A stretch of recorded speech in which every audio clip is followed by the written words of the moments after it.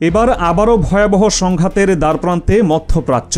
সাম্প্রতিক কিছু ঘটনা প্রবাহ ইঙ্গিত দিচ্ছে যে কোনো মুহূর্তে ইরানের উপর নেমে আসতে পারে এক সর্বাত্মক আক্রমণ। আর এই আক্রমণের প্রস্তুতি চলছে অত্যন্ত দ্রুত গতিতে এবং প্রকাশ্যে, যা কোনোভাবেই আর গোপন রাখার চেষ্টা করা হচ্ছে না।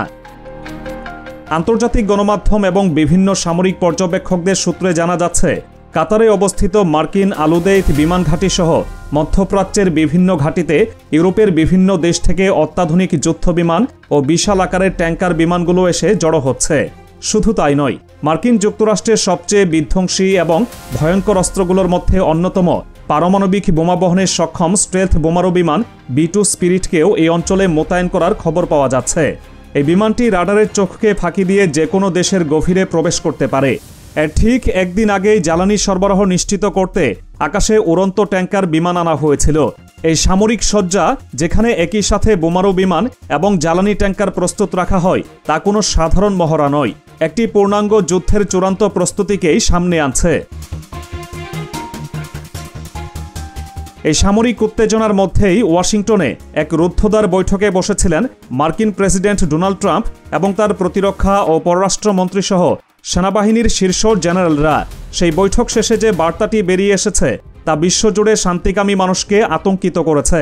তারা ঘোষণা করেছে যুদ্ধের মাধ্যমেই তারা শান্তি প্রতিষ্ঠা করবে। এই উদ্ধত ও আগ্রাসী বক্তব্য স্পষ্ট করে দেয় আলোচনার পথ প্রায় বন্ধ এবং তারা সামরিক শক্তি প্রয়োগের পথেই হাঁটতে প্রস্তুত।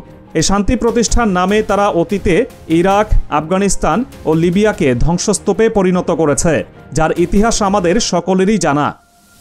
তাদের এই আগ্রাসী মনোভাবের প্রমাণ পাওয়া যায় কাতারের বিষয়ে করা একটি মন্তব্যে। মার্কিন প্রেসিডেন্ট ডোনাল্ড ট্রাম্প বলেছেন, কাতারের ওপর যে কোনো হামলাকে সরাসরি আমেরিকার ওপর হামলা হিসেবে গণ্য করা হবে। আপাত দৃষ্টিতে এটিকে কাতারের নিরাপত্তার নিশ্চয়তা মনে হলেও এর পেছনে লুকিয়ে আছে এক গভীর এবং নোংরা ষড়যন্ত্র।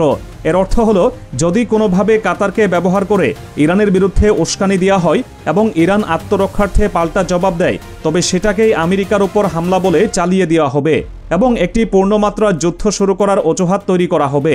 অথচ মানবতার শত্রু, শিশুদের হত্যাকারী খুনি রাষ্ট্র ইসরায়েল যখন প্রতিনিয়ত ফিলিস্তিন বা লেবাননে বেসামরিক স্থাপনায় হামলা চালায়, তখন আমেরিকা কূটনৈতিক সমাধানের কথা বলে সেই বর্বরতাকে আড়াল করার চেষ্টা করে। এই দ্বিমুখী নীতি তাদের আসল উদ্দেশ্যকে বিশ্বের সামনে উন্মোচিত করে দেয়।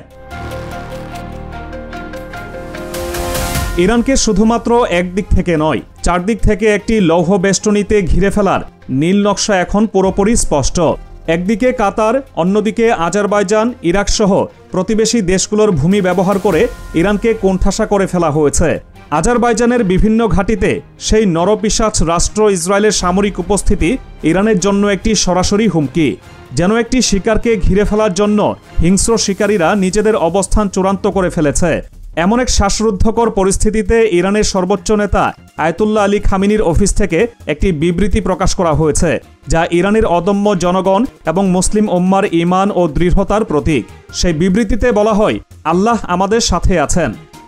এই কঠিন সময়ে ইরানের পাশে দাঁড়ানোর মতো মিত্রদের অবস্থাও অত্যন্ত করুণ ও হৃদয় বিদারক।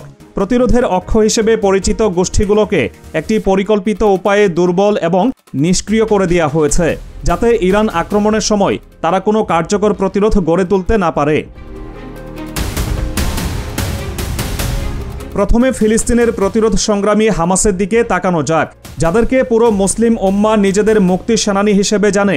তাদেরকে আজ কিছু মুসলিম দেশ সন্ত্রাসী হিসেবে ঘোষণা করছে। অত্যন্ত দুঃখজনক এবং লজ্জাজনক হলেও সত্য, পাকিস্তান ও তুরস্কের মতো দেশও সেই ঘোষণায় মৌন সম্মতি জানিয়েছে। হামাসকে বলা হচ্ছে তাদের অস্ত্র জমা দিয়ে দিতে, গাজার ভূখণ্ড ছেড়ে দিতে, অর্থাৎ দখলদার জায়নবাদী শক্তির বিরুদ্ধে লড়াই করার শেষ সম্বলটুকুও কেড়ে নেওয়ার এক আন্তর্জাতিক চক্রান্ত চলছে। আর তাতে ক্রীড়নকে পরিণত হয়েছে কিছু মুসলিম নামধারী রাষ্ট্র। এর মূল উদ্দেশ্য হল, ইরান আক্রান্ত হলে ফিলিস্তিনের মাটি থেকে যেন একটি বুলেটও দখলদারদের দিকে ছুটে না যায়। একই অবস্থা লেবাননের প্রতিরোধ আন্দোলন হিজবুল্লাহর। একদিকে শিশুদের রক্তে রঞ্জিত ইসরায়েলি হায়েনারা যখন তখন লেবাননের আকাশে বিমান হামলা চালাচ্ছে, কিন্তু হিজবুল্লাহর হাত পা কার্যত বাঁধা। তাদের এমন এক জটিল পরিস্থিতিতে ফেলা হয়েছে যেখানে তারা পাল্টা জবাব দিলেই লেবাননের ভেতরে একটি গৃহযুদ্ধ শুরু হয়ে যেতে পারে। তাদের নিজেদের দেশের সেনাবাহিনীর মুখোমুখি দাঁড় করিয়ে দেওয়া হয়েছে।